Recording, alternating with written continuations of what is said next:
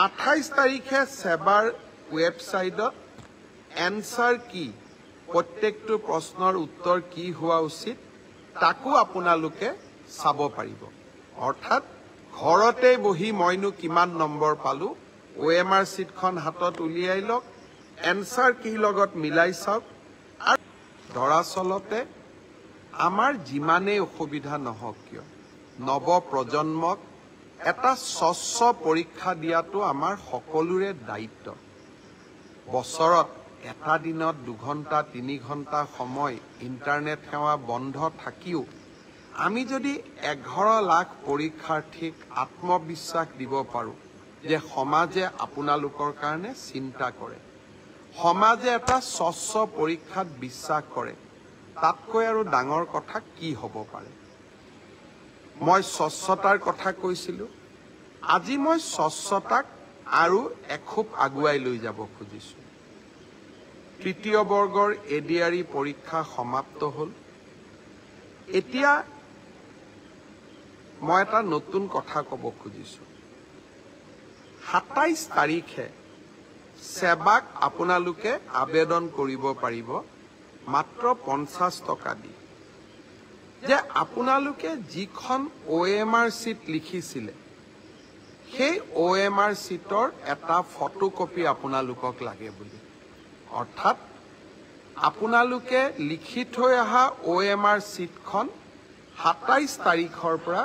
সেবাৰ কাৰ্যালয়ত আবেদন কৰি সেবাই তাৰ ধুনীয়া বিজ্ঞাপন দিব কেনেকে এডভাৰটাইজ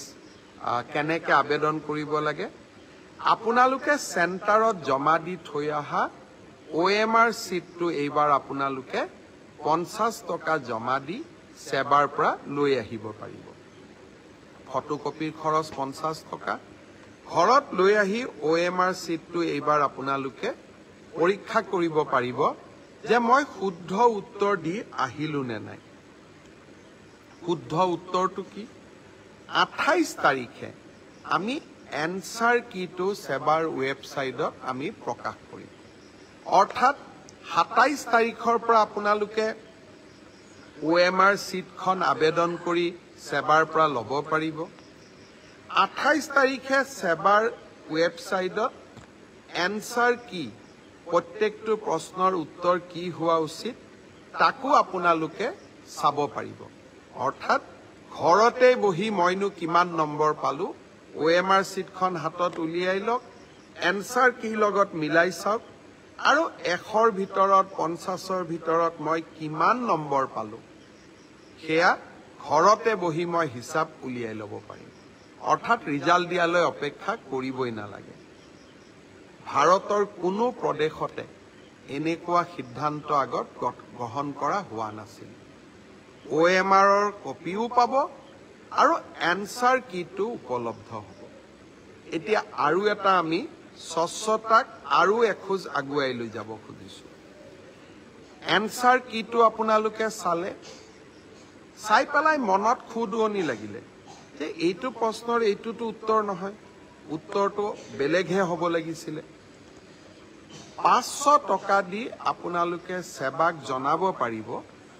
যে আপোনালোকে প্ৰস্তুত কৰা উত্তৰটো ভুল হৈছে উত্তৰটো আচলতে পঞ্চপাণ্ডৱৰ তৃতীয়জন সন্তান ভীম নহয় অৰ্জুন